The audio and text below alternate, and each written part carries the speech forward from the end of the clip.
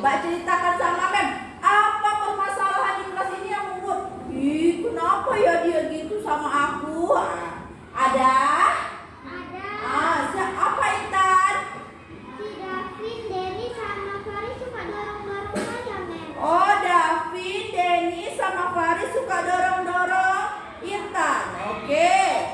Davin, Denny sama Faris suka dorong-dorong Intan katanya. Itu baik apa tidak baik? Tidak baik. Yang harus kita lakukan sebaiknya apa? Menolong teman, lalu mengasihi teman, lalu mengajarkan teman, menyayangi teman, membantu teman. Iya, bagus sekali. Ada lagi nggak? Intan pernah didorong katanya sama Dennis, Faris, sama Davin. Nanti Mem bilang ya, sama Dennis, Faris, dan Davin. Yang lain tidak boleh nonton itu ya nak ya. Nah, Mem, dia suka ngomong kasar. Ada? Siapa yang suka ngomong kasar? Yeremia suka ngomong kasar. Contohnya dia bilang apa? Guguk. Dia bilang guguk? Dari waktu jam lebih. Baik, nggak seperti itu Yeremia.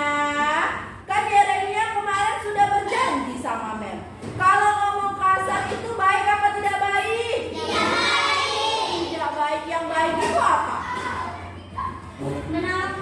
Yang baik itu berbicara yang Sopan. Iya, berbicara yang sopan, berbicara yang baik, itu yang baik. Oke Yeremia, kemarin kan udah Mem nasihatin, ulangi lagi ya.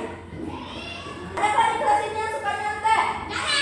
Nggak ada. Bagus, benar kan? Nggak boleh kan? Boleh kan nggak nyontek itu? Melihat pekerjaan teman terus kita nggak belajar, jadi kita nyontek kawan. Baik tidak? Tidak baik. Percaya sama diri sendiri, yakin kita bisa. Kan apa yang Mem ajarkan itu yang keluar latihannya kan? Nah, jadi percaya sama diri sendiri. Sekarang Mem mau tanya, anak-anak Mem ini maunya di kelas itu, kelas kita yang seperti apa? Kelas impian anak-anak Mem. Sekarang sebelum dijawab, Mem kasih kertas, silakan bikin kelas impianku. Misalnya, aku ingin Mem Anggi cantik setiap hari, atau aku ingin teman-temanku baik setiap hari. Aku ingin piket kelas, aku ingin kelasku yang bersih, wangi. Oke? Pokoknya terserah kelas impian kalian itu yang seperti apa. Oke? Iya, ditulis di sini. Mem kasih ya sticky note-nya. Oke? Tulis, keluarkan pena dan pensilnya, buat kelas impian anak-anak Mem itu seperti apa. Tulis di situ, aku ingin kelasku titik-titik. Nah,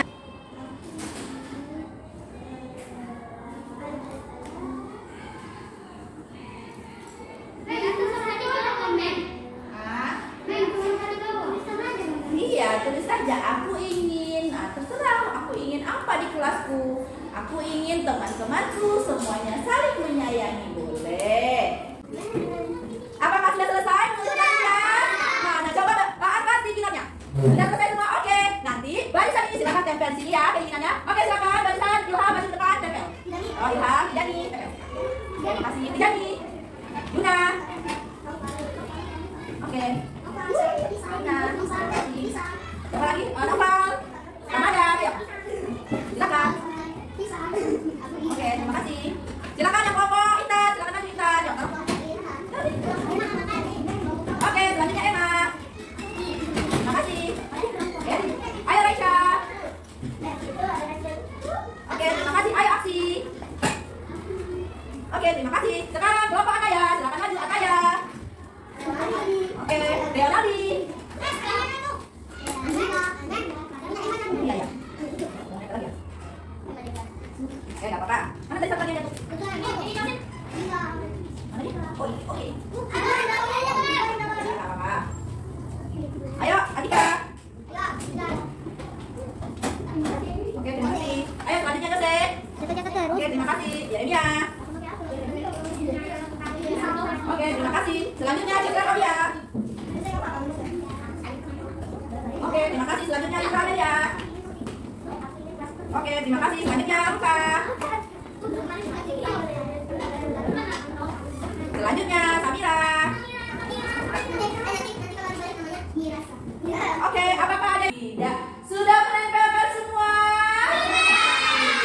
Oke, akan membaca ya satu-satu bagaimanakah kelas impian kelas 1C. Nah, yang pertama, aku ingin kelasku damai. Oh, ada yang ingin kelasnya damai. Berarti kelas kita bising nih ya? Kalau bising, kalau gitu ada temannya yang ingin kelasnya damai. Jadi suaranya dikecilkan. Boleh nggak bising-bising? Boleh nggak ribut-ribut? Nah, kalau ribut-ribut untuk belajar boleh. Yang tidak boleh kalau ributnya untuk main-main ganggu teman. Oke, yang kedua, aku ingin belajar dengan baik. Ada temannya yang mau belajar dengan baik. Mem yakin bukan cuma maunya dia aja, semuanya mau belajar dengan baik.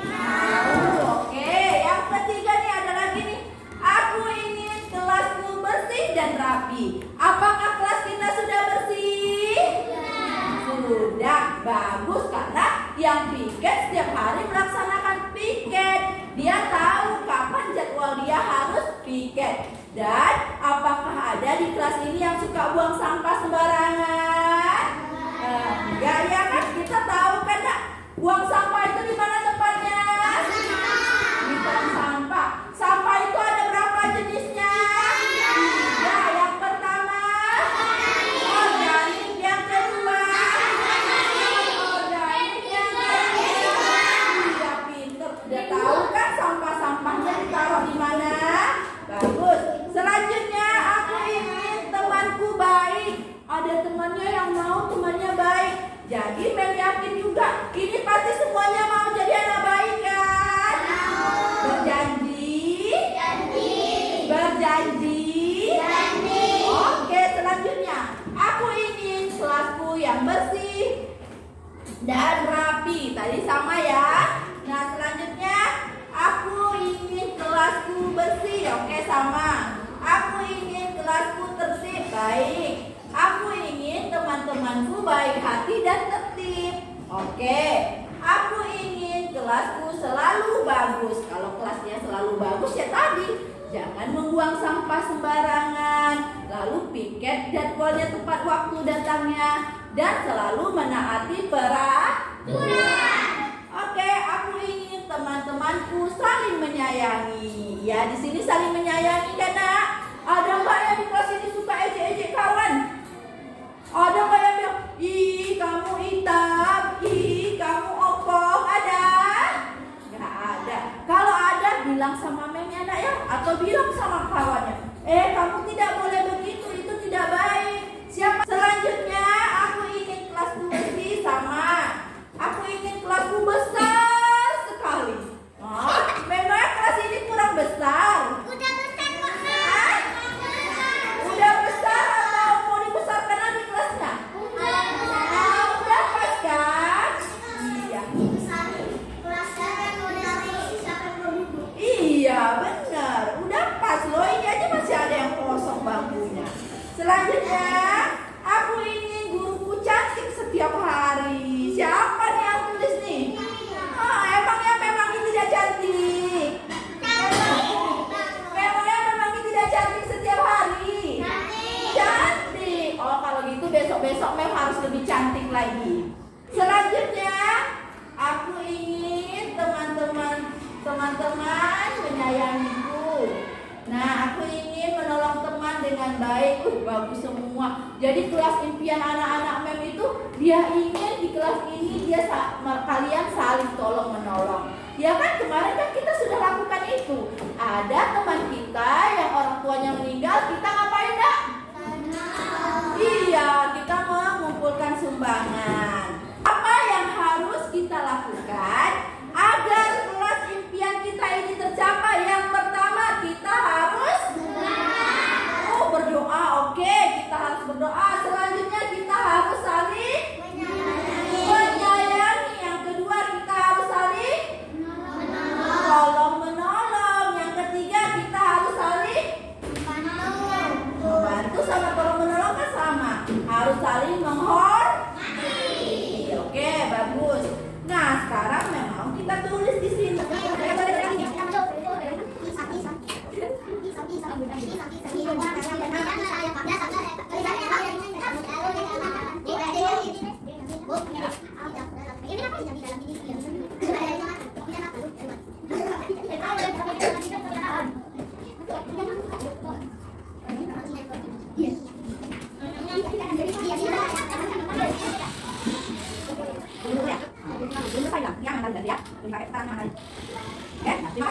Jadi kita sudah menulis kelas impian kita. Sekarang karena sudah tahu bagaimana ya kelas yang mau kita buat di kelas ini, kita buat selanjutnya adalah kesepakatan kelas.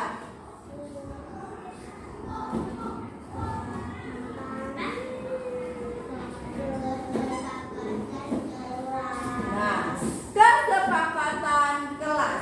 Kalau kesepakatan kelas berarti bukan aku ingin lagi, berarti harusnya kami. Oke?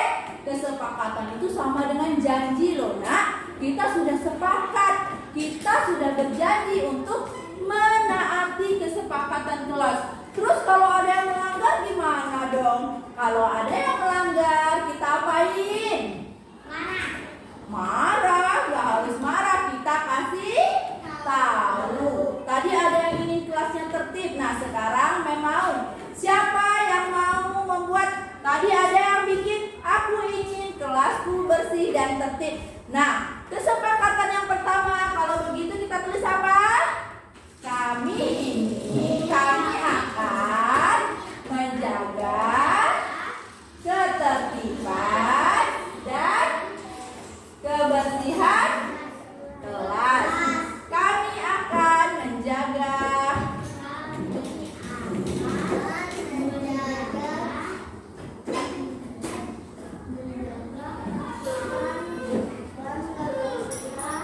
kebersihan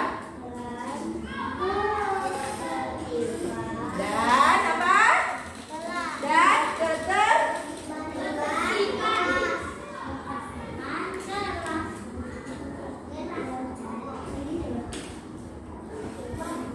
sepakat? Apa bacanya? Yuk baca sama-sama. 1, 2, 3. Kami akan menjaga kebersihan dan kebersihan kelas. Berjanji? Oke, yang kedua kesepakatannya. Tadi ada yang mau rajin belajar dan semangat datang ke sekolah. Berarti kalau kesepakatan kelasnya kami akan belajar dengan baik dan semangat, oke?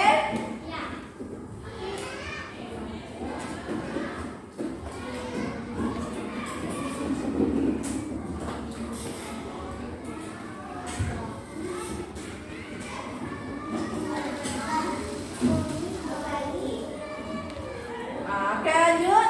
Yang kedua, apa? Kami akan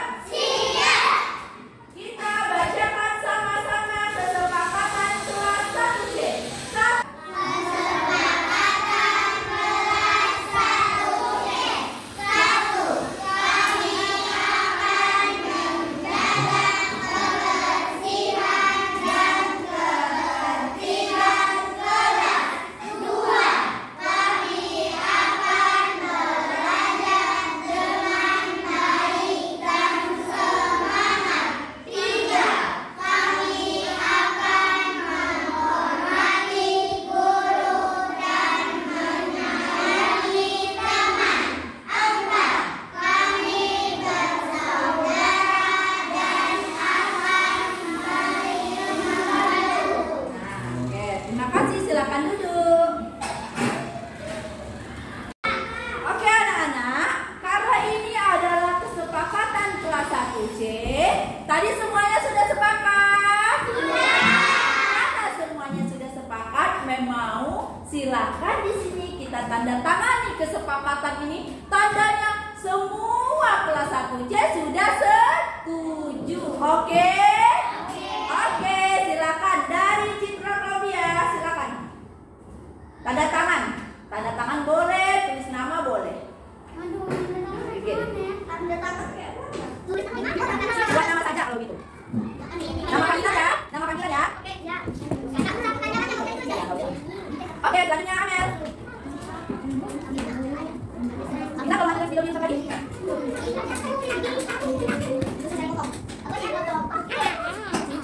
Oke, selanjutnya Reza. Selanjutnya Aksi.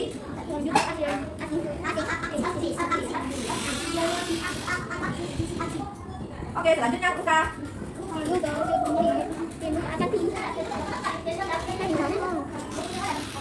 Oke, selanjutnya Emma.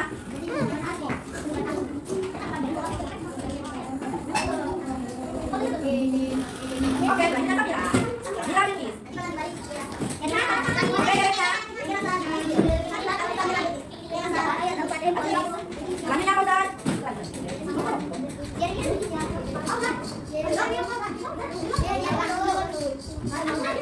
Kasih Fauzan.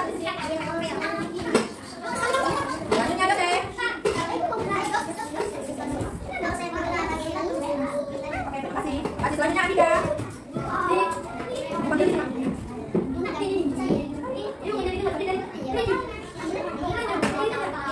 Ayo, bagus ya. Oke, selanjutnya Nopal. Panggil siapa?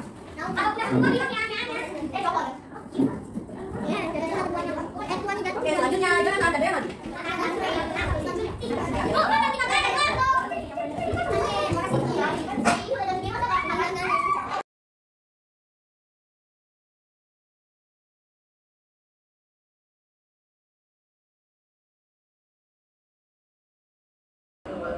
Berikanlah kami kekuatan dan kesabaran. Ya Allah, berikanlah keberkahan kepada kami. Rabbana atina fid dunya hasanah wa fil akhirati hasanah wa qina adzabannar. Wa sallallahu ala sayyidina Muhammadin wa ala alihi wa sahbihi ajma'in. Walhamdulillahi rabbil alamin. Terima kasih. Selanjutnya adalah pemaparan forum berbagi aksi nyata budaya positif yang akan disampaikan langsung oleh Ibu Anggi Stafiani, SPDST. Kepadanya dipersilakan.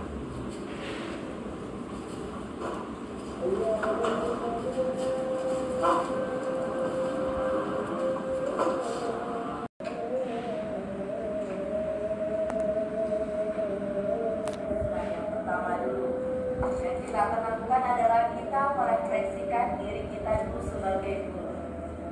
Nah, Bapak Ibu di sini pasti semuanya sudah berpengalaman seperti yang tadi saya bilang kan. Rata-rata di sini sudah menjadi guru pasti lebih dari 5 tahun. Nah, sekarang coba mari kita renungkan, apakah kita sudah menjadi guru yang baik bagi peserta didik kita? Apakah kita memahami visi misi sekolah kita SDN 005 Nah, selanjutnya, apakah kita sudah memberikan yang terbaik bagi siswa kita? Dan apakah kita pantas menjadi seorang guru? Nah, itu yang perlu kita tanyakan kepada diri kita, dan hanya diri kita juga lah yang bisa menjawabnya. Nah, selanjutnya setelah kita melakukan refleksi diri, kita harus memahami terlebih dahulu 7 tahun itu belum ada pegangan. Kitalah yang membantu dia memberikan pegangan pada anak-anak itu. Kemudian kita juga menuntun. Di sini menuntun bukan berarti memaksa.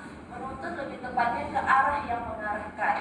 Jadi kita tidak bisa memaksa anak kita dia harus menjadi seperti ini, dia harus seperti ini. Tapi dukunglah apa yang dia suka. Jadi kita tuntut ketika dia melenceng, ayo kita pegang tangannya, tapi bukan kita seret anaknya. Ya, Bapak Ibu, selanjutnya juga dasarnya pendidikan itu memerdekakan. Di mana? Memerdekakan dalam artian Pendidikan adalah saat belajar anak merdeka baik batin maupun lahirnya. Anak bebas menentukan sendiri sesuai dengan apa yang mereka senangi atas kegiatan yang ada dengan tetap mengacu pada tuntunan mereka. Apalagi anak-anak. Jadi pendidikan merupakan kegiatan yang seru bagi anak, suatu kegiatan yang bersifat menyenangkan, akan memunculkan rasa bebas, merdeka, dan juga memunculkan rasa ingin tahu dan membahagiakan. Nah, alangkah baiknya ketika kita menjadi guru, ketika kita mengajar di kelas, kita buat anak ini bukannya kita tekan. Nah, itu mungkin yang luput dari kita dan saya sendiri. Kita langsung stres kalau anak nggak bisa membaca, kita langsung stres kalau anak tidak bisa menulis, dia masih baru bisa mengeja, padahal kelasnya sudah tinggi, umurnya sudah tinggi. Tapi coba kita lihat sisi lain dari dia, misalnya dari sikapnya, dari keterampilan lain yang dia miliki. Nah, ketika anak itu merdeka, ketika anak belajar dengan menyenangkan dan bahagia, itu saja sudah belajar loh Bapak Ibu. Jadi tidak perlu anak itu duduk diam dan rapi. Ketika anak itu diberikan kebebasan, bagaimana tapi kebebasan yang beraturan.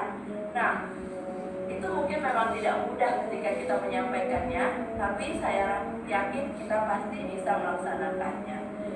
Selanjutnya, melakukan asesmen diagnosis. Saya melakukan asesmen diagnosis pada awal pembelajaran untuk mengidentifikasi kompetensi, kekuatan, kelemahan siswa sehingga saya dapat merancang proses pembelajaran sesuai dengan kondisi dan kebutuhan peserta didik. Nah, selanjutnya saya juga melaksanakan pembelajaran yang berpihak pada murid.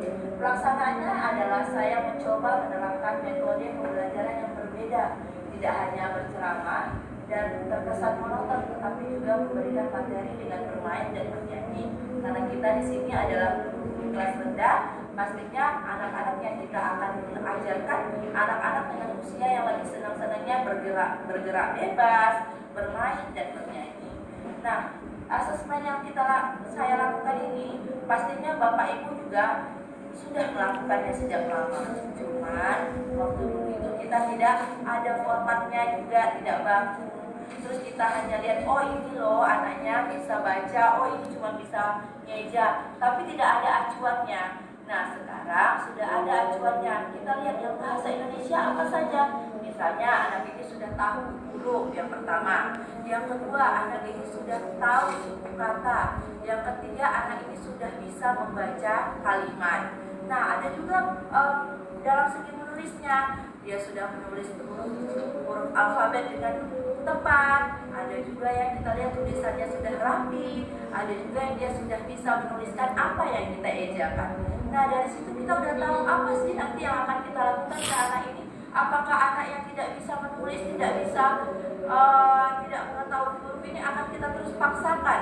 Sedangkan kita tahu sendiri ketika kita belajar saja, kita tuliskan huruf itu untuk anak yang memang perlu sangat bimbingan kita masih berdiri di papan tulis menuliskan, anaknya sudah lupa nih, kita belum bergerak loh, kita tanya lagi dia lupa. Nah, mungkin ada perasaan di dirinya itu takut dan dia tertekan. Jadi apa yang dia lakukan, apa yang kita ajarkan nggak masuk, jadi kan sama aja percuma. Lalu kita curhat ke teman-teman kita bilang, kenapa sih anak ini nggak ngerti? Kenapa sih anak ini udah dibilangin belum loh kita bergerak, tapi anak ini ditanya lagi nggak ngerti lagi. Kayak mana sih orang tuanya ngajarin di rumah, kayak mana sih apa sih yang harus kita lakukan biar anak ini paham? Nah, itu yang harus kita pahami.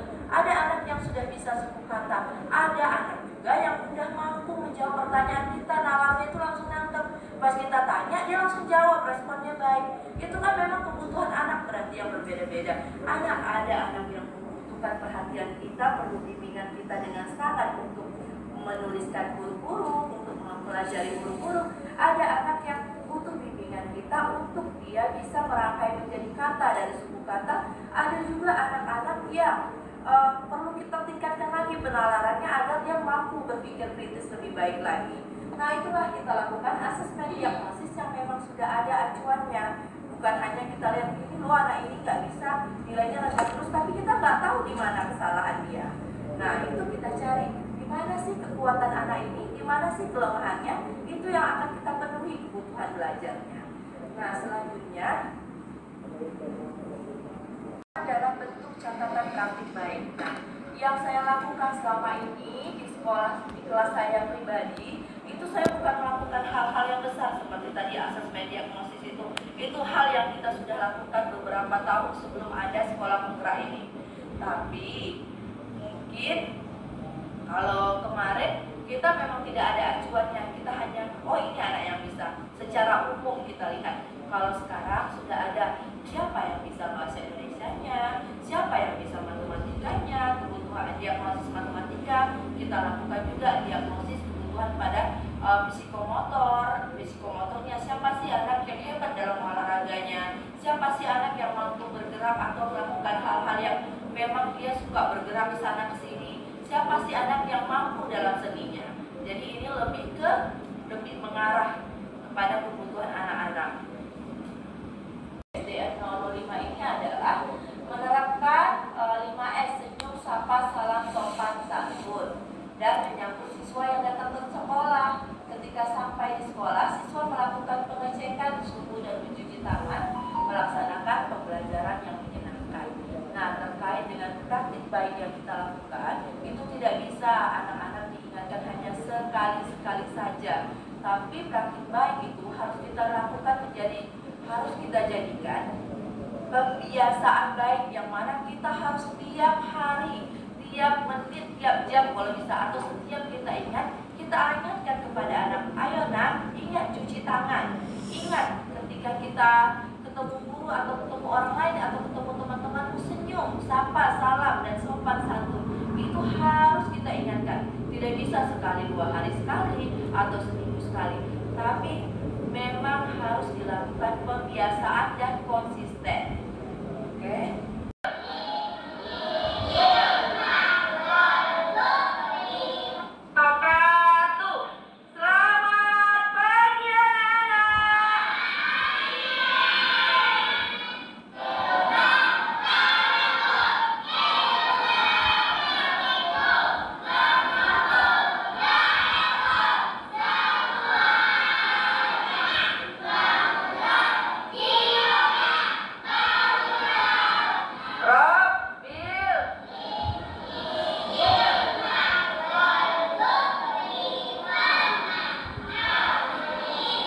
Jawab ujian hari ini.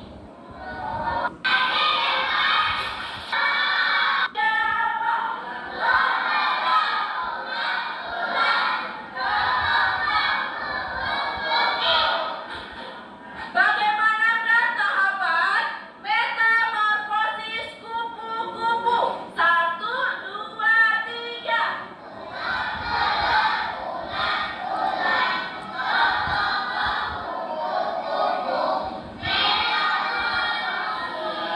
Sama Jonathan. Maaf ya, itu gerbang. Oke. Dari video yang tadi saya tampilkan, di situ yang pertama ketika kita menyambut anak saja sudah terlihat kita menyambut anak, kita menyapa anak, kita seperti merangkul anak ketika ia mau masuk pembelajaran, ketika berbaris pun kita siapkan anak untuk benar-benar siap ketika mau pembelajaran. Jadi kita bangun hatinya dengan perasaan senang. Jadi dia udah senang dulu nih, oh mau belajar, pastinya menyenangkan. Apalagi kita di kelas rendah, sama tidak jauh beda ketika di TK, ya memang harus banyak bermain, harus banyak bernyanyi. Memang itulah kebutuhan anak-anak di kelas rendah. Mereka tidak akan ingat akan makannya, tidak akan ingat akan belajarnya. Tapi kalau dengan nyanyian, ketika kita melakukan pembelajaran yang menyenangkan, disitulah proses pembelajaran itu masuk ke otaknya. Nah, juga jangan lupa Bapak Ibu, kita juga harus memberikan apresiasi atas apa yang sudah anak-anak kita lakukan. Seperti ketika dia menjadi pemimpin kelas, dia memimpin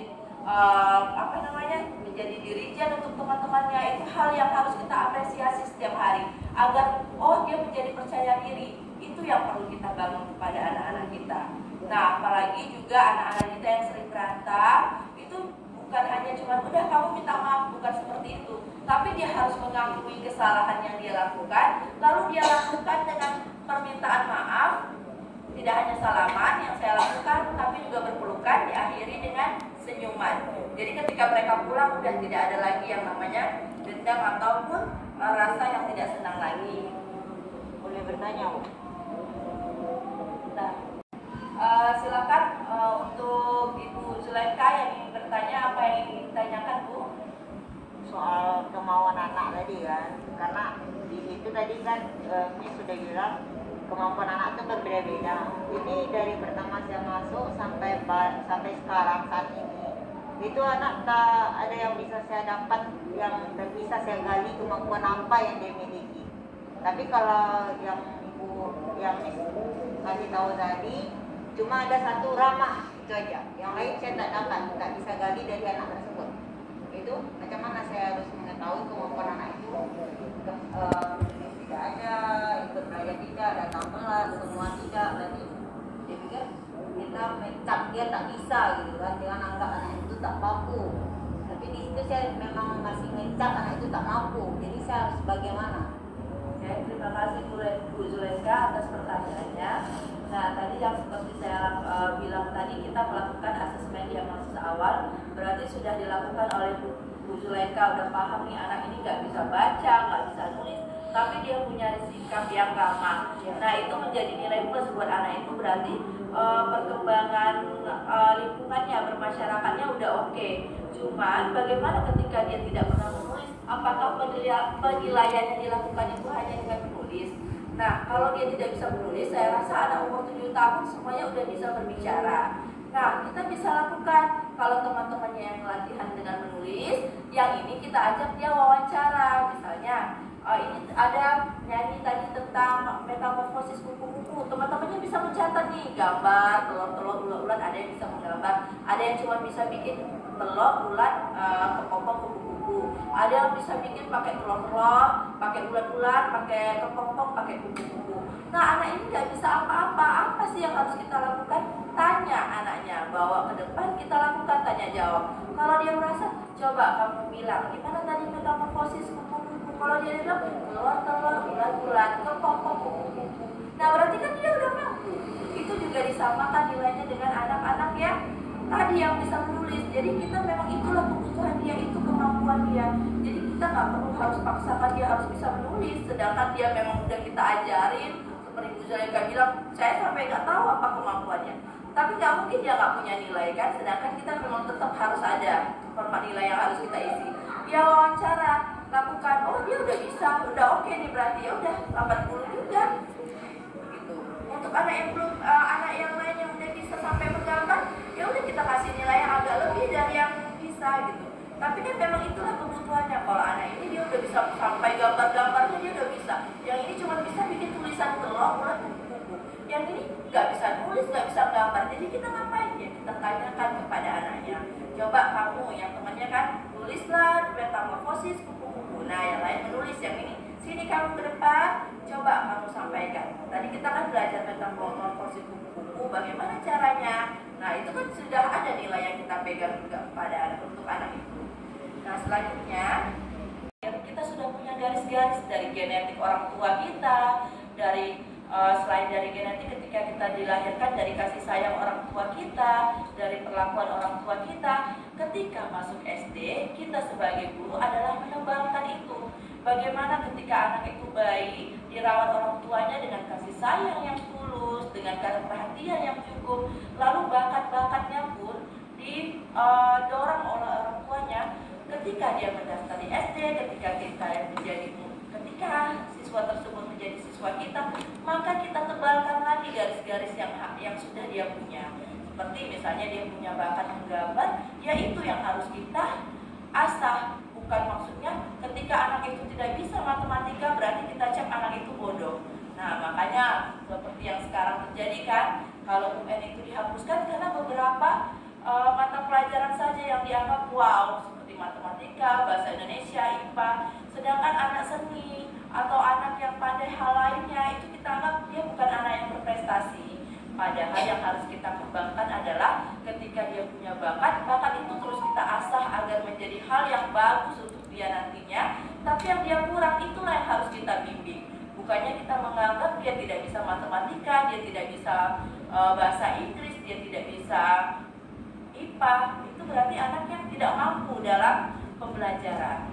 Tapi seperti yang saya bilang tadi, kita menuntut kodrat yang ada. Jadi dia sudah memiliki bakat dan minat, itulah yang kita dukung, kita tuntun. Nah, gunanya kita sebagai guru adalah sebagai pamong untuk menuntun anak-anak kita, bukan mencarikan hal-hal baru yang lain yang sebenarnya kita memaksakan dia untuk suka, memaksakan dia untuk bisa, padahal kita tahu bukan di situ kemampuannya. Warahmatullahi wabarakatuh, Bapak Ibu semuanya. Saya Stefani Anggia Putri, terima kasih kepada Bapak Ibu untuk bisa hadir dan ikut dalam forum berbagi aksi nyata budaya positif yang akan saya bagikan hari ini. Kita akan melakukan diskusi, sharing, dan refleksi diri. Nah, saya Stefani Anggia Putri, calon guru penggerak Angkatan 4 Kota Batam, Provinsi Kepri Kepulauan Riau. Yang pertama adalah kita sebagai guru merefleksikan diri kita. Nah, pertanyaannya, mari kita renungkan bersama-sama. Apakah kita sudah menjadi guru yang baik bagi peserta didik kita? Apakah kita sudah memahami visi misi SDN 005 Sekupang? Apakah kita sudah memberikan yang terbaik bagi siswa kita? Dan apakah kita sudah patut menjadi seorang guru? Nah, untuk menjawab pertanyaan ini, yang hanya mengetahui jawabannya adalah Bapak Ibu sendiri. Kita refleksikan dan kita tanyakan kepada diri kita, bagaimana ketika kita menjawab 4 pertanyaan ini. Nah, kita masuk kepada filosofi pemikiran Ki Hajar Dewantara. Di filosofi Ki Hajar Dewantara mengatakan, sekolah itu ibarat ladang, guru adalah petaninya yang menanam, dan siswa adalah benihnya. Apa yang kita tanam, itulah yang kita tuai. Hasil baik buruknya apa yang kita tanam akan kita rasakan di kemudian hari. Pahami minat bakat siswa, kodrat mereka adalah pribadi unik. Jangan kita paksakan mereka untuk bisa di segalanya. Bantulah mereka untuk menemukan siapa dan apa yang mereka sukai.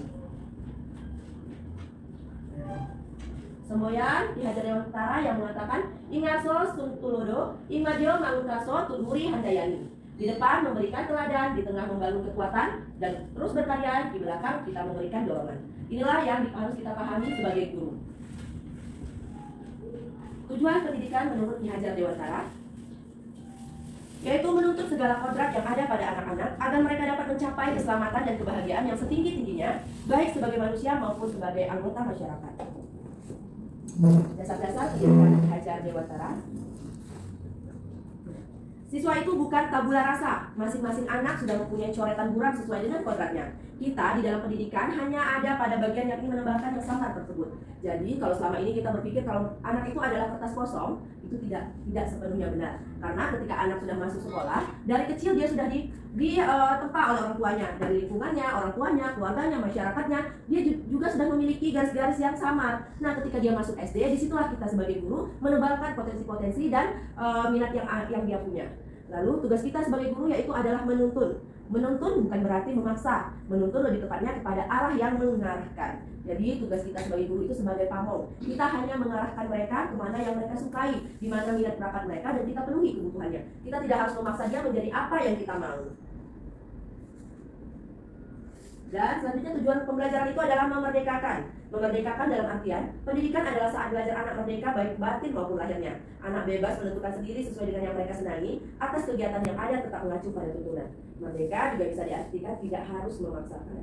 Nah, dan juga seperti yang kita tahu di sekolah dasar sendiri itu adalah anak-anak usia 7 sampai 12 tahun yang mana kebutuhan mereka adalah bergerak, berlari, bermain, menyenangkan, gembira. Nah, jadi kita harus penuhi yaitu tujuan pembelajaran itu sebenarnya bukan belajar, bukan duduk, diam, rapi, pulang. Tapi adalah ketika anak itu bermain dan pembelajaran itu bisa masuk ke dalam dirinya. Nah, jadi pendidikan merupakan kegiatan yang bersifat menyenangkan dan akan memunculkan rasa bebas, merdeka, dan juga memunculkan rasa ingin tahu. Karena ketika kita sendiri sebagai orang tua, ketika belajar itu dibuat menjadi menyenangkan, pembelajaran itu masuk dan melekat ke jiwa dan membentuk karakter kita. Tapi ketika pembelajaran itu atas dasar tuntutan dan paksaan, malah kita sendiri yang stres. Bagaimana anak kita bisa menerima pembelajaran tersebut? Aksi nyata yang saya lakukan, ini aksi nyata yang saya lakukan. Selanjutnya nilai dan peran guru penggerak. Nah, guru penggerak itu sebagai pendorong transformasi pendidikan Indonesia. Nah, peran guru saat ini itu adalah mendorong peningkatan prestasi akademik siswa, mengajar dengan kreatif dan mengembangkan diri secara aktif. Itu peran guru saat ini. Saya yakin kita semua sudah melakukannya, tapi harapan kita ketika menjadi guru penggerak adalah mendorong tumbuh kembang murid secara holistik, yaitu murid yang memiliki profil pelajar Pancasila. Jadi yang penting itu bukan akademiknya saja. Kalau dulu kita berpikir nilai kognitif itu adalah nilai yang harus anak miliki, tapi sekarang kita harus berpikir bahwa pembentukan anak itu adalah tujuan utama kita, pembentukan karakter yang dimiliki anak. Nah, selanjutnya menjadi pelatih dan coach atau mentor bagi guru lain untuk pembelajaran yang berpusat pada murid. Nah, sering-seringlah kita berkumpul dan sharing bersama teman-teman sejawat kita, atau paling tidak dengan teman satu rombongan kita. Apapun, kita tidak usah berpikir untuk melakukan hal-hal besar, tapi pikir saja hal-hal kecil hanya perlu dibiasakan. Jadi kita untuk pembentukan karakter pada anak itu tidak bisa dilakukan sekali-sekali. Kita mengingatkan senyum, sapa, salam tidak bisa 2 hari sekali, 3 hari sekali. Tapi ketika ingat, dan itu bisa berkali-kali harus kita ingatkan. Misalnya ketika pagi sebelum masuk, ketika dalam pembelajaran kita selingi untuk senyum sapa salam, dan ketika pulang kita ingatkan lagi. Dan itu harus berulang dan terus-menerus agar memang menjadi karakter anak tanpa nanti perlu lagi diingatkan. Anak sudah menjalankan dengan hati yang dengan tidak terpaksa dan tidak oh iya aku lupa, enggak. Dia udah tahu, oh ini udah menjadi kebiasaan aku dan harus aku lakukan. Selanjutnya menjadi teladan dan agen transformasi bagi ekosistem pendidikan. Nah, kita juga sebagai guru harusnya paham bahwa kita ini adalah teladan, tadi seperti semboyan Ki Hajar Dewantara. Kita ini paling tidak ketika kita di dalam kelas ada 42 mata yang akan menjadi contoh nantinya bagi pribadi kita. Mereka lah kamera-kamera kita yang akan merekam apa yang kita lakukan. Itu yang harus kita pahami sebagai guru. Jadi memang kita harus sikap kita tunjukkan sikap terbaik di depan anak-anak kita. Cara berpikir kita, cara berbicara kita, cara bersikap kita juga kita harus menunjukkan sikap yang paling terbaik yang bisa kita tampilkan kepada anak-anak. Karena apa? Anak-anak ini yang akan merekam, dan ketika setelah dia rekam itu yang akan dia laksanakan. Oh, guru aku seperti ini, berarti aku harus seperti guruku juga. Apalagi nantinya dia juga akan berbicara tentang pada orang tuanya tentang kita. Nah, orang tua pun mampu menilai bagaimana sikap kita, cara belajar kita, cara pembelajaran kita kepada anak-anaknya. Selanjutnya, guru penggerak ini diharapkan mampu mandiri, reflektif, kolaboratif, berpihak pada murid dan inovatif. Nah, ada peran guru penggerak di sini menggerakkan komunitas belajar untuk rekan guru di sekolah dan wilayahnya, mendorong peningkatan kepemimpinan murid di sekolah, menjadi pendamping bagi guru lain terkait pengembangan pembelajaran di sekolah, menjadi pemimpin pembelajaran yang mendorong well-being ekosistem pendidikan di sekolah, dan membuka ruang diskusi positif kolaboratif antara guru dengan pemangku kepentingan di dalam dan luar sekolah. Nah, kata kuncinya pada profil pelajar Pancasila yang akan kita wujudkan adalah yang pertama yaitu beriman bertakwa kepada Tuhan Yang Maha Esa dan berakhlak mulia. Yang kedua, berkebinekaan global, lalu bergotong royong, terus kreatif, bernalar kritis, mandiri. Nah, ini dia. Nah, ini aksi nyata yang saya lakukan pada kelas saya sendiri. Selanjutnya, visi calon guru penggerak. Impian tentang sekolah saya, tentang anak murid saya.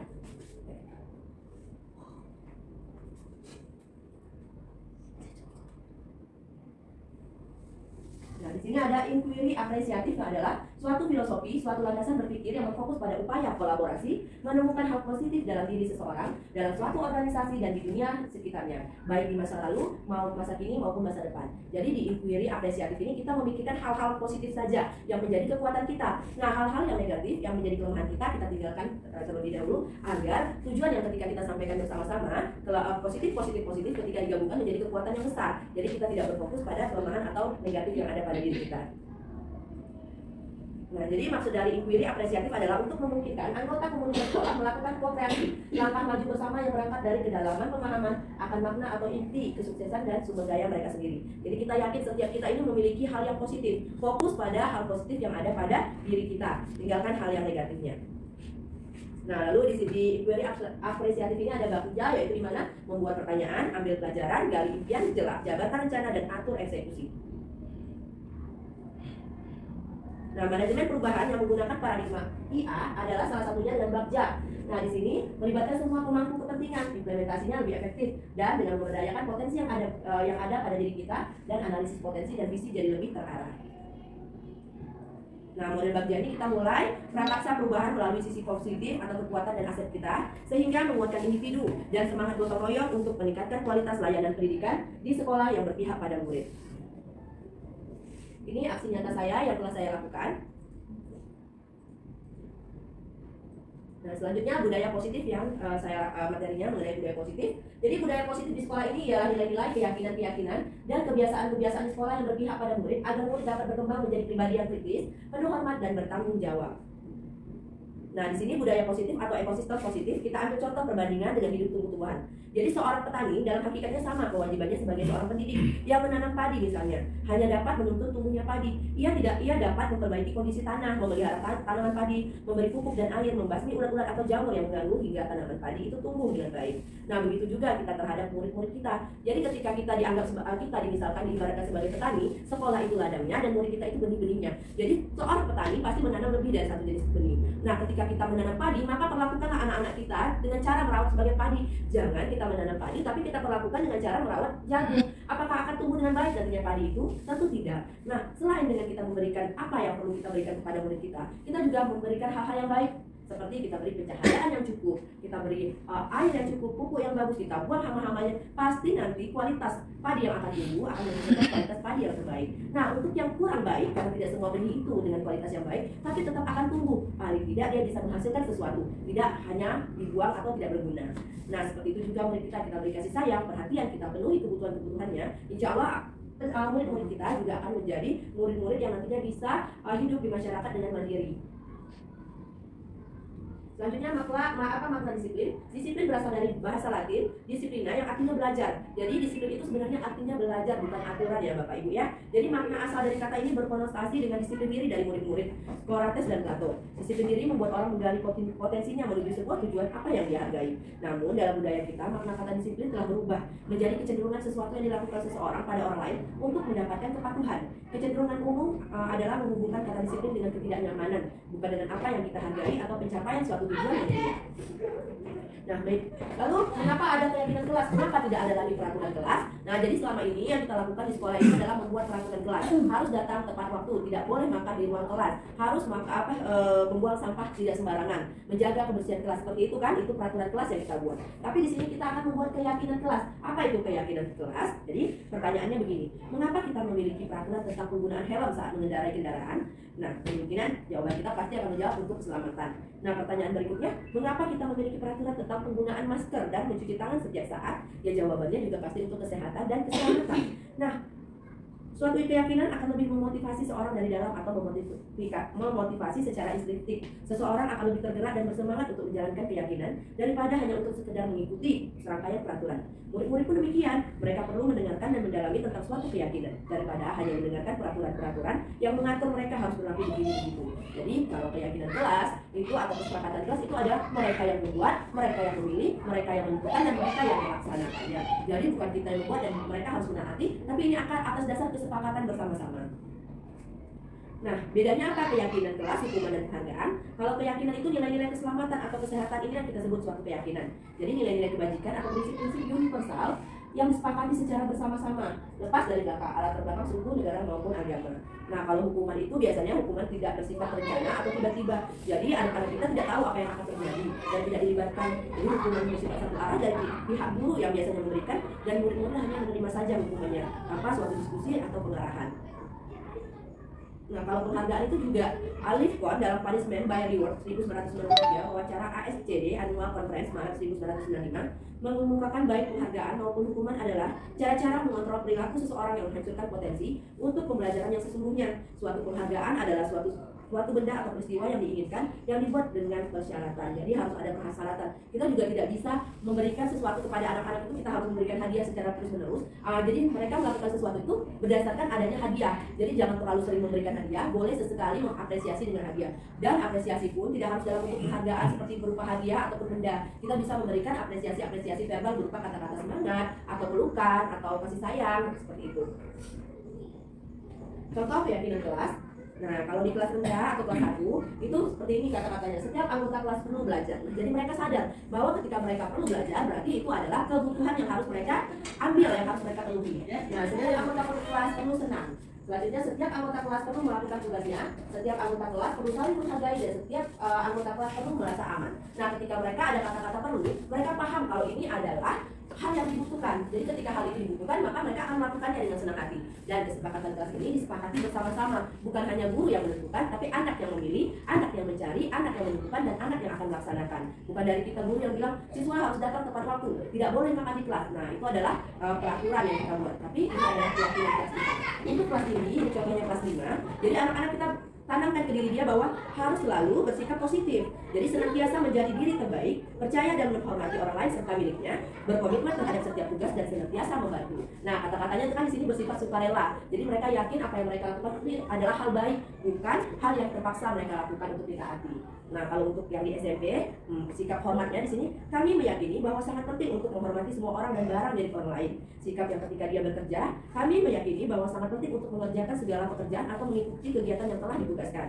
Nah, ketika diterima dan dimiliki, kami meyakini bahwa sangat penting untuk merasa diterima pada suatu kelompok dan saling peduli dengan yang lainnya. Nah, beda sekali kan kata-kata keyakinan kelas dan peraturan kelas. Nah, di sini memang yang seperti kemarin saya sebutkan bahwa kata Pak Zulfikri itu adalah sentuh hatinya. Nah, kata-kata di sini kan di keyakinan kelas ini kita membuat anak-anak yakin bahwa kita itu penting menghormati orang lain. Kita itu penting dan perlu untuk belajar dengan senang. Nah, kita itu penting untuk senantiasa membantu teman-teman kita. Nah, jadi bisa Bapak Ibu mulai untuk membuat keyakinan kelas pada kelas Bapak Ibu masing-masing ya. Ini kesepakatan kelas yang telah saya buat di kelas saya sendiri. Perubahan paradigma teori kontrol atau ilusi kontrol. Jadi selama ini kita miskonsepsi tentang kontrol. Jadi kita berpikir kalau guru itu harus mengontrol murid. Dan kita juga berpikir bahwa kritik akan kritik dan membuat orang merasa bersalah dapat menguatkan karakter. Jadi kadang-kala kita beberapa kali atau kadang kita lupa bahwa kita itu membuat anak-anak kita merasa bersalah. Kita berpikir dengan dia merasa bersalah, dia akan sadar, minta maaf dan tidak akan mengulangi kelakuan buruknya lagi. Nah, padahal alasan itu kurang tepat. Itulah yang dimaksud dengan konsepsi selama ini, miskonsepsi kita. Nah, dan juga kita berpikir bahwa semua penguatan positif itu efektif dan bermanfaat. Seperti yang tadi saya sampaikan, tidak semua penghargaan berupa hadiah atau barang itu akan bermanfaat positif, dampak positif bagi anak-anak kita. Nah, kita juga bisa memberikan penguatan atau penghargaan itu ya berupa verbal seperti kata-kata, pelukan, semangat, tepuk tangan, apresiasi yang seperti itu juga perlu. Tidak hanya perlu tentang hadiah-hadiah. Nah, selanjutnya bahwa kita berpikir bahwa orang dewasa atau guru itu memiliki hak penuh untuk memaksa kepada anak-anak kita melakukan sesuatu yang kita inginkan. Nah, di sini ada 5 posisi kontrol. Yang pertama yaitu penghukum, yang kedua membuat merasa bersalah, yang ketiga kita menjadi teman, yang keempat kita hanya memantau saja, dan yang kelima kita sebagai manajer. Nah, selanjutnya kita mempelajari tentang restitusi. Jadi restitusi adalah proses menciptakan kondisi bagi murid untuk memperbaiki kesalahan mereka sehingga mereka bisa kembali kepada kelompok mereka dengan karakter yang lebih kuat. Itu yang bilang Gosen tahun 2004. Nah, apa ciri-ciri restitusi? Ada 9. Yang pertama yaitu restitusi bukan untuk menebus kesalahan, namun untuk belajar dari kesalahan. Yang kedua, restitusi itu memperbaiki hubungan. Ketiga, restitusi adalah tawaran bukan paksaan. Yang keempat, restitusi menuntut untuk melihat ke dalam diri. Yang kelima, restitusi mencari kebutuhan dasar yang mendasari tindakan. Yang keenam, restitusi adalah cara yang paling baik untuk memperbaiki diri. Yang ketujuh, restitusi fokus pada karakter bukan pada tindakan. Yang kedelapan, restitusi fokus pada solusi. Yang kesembilan, restitusi mengembalikan murid yang berbuat salah pada kelompoknya.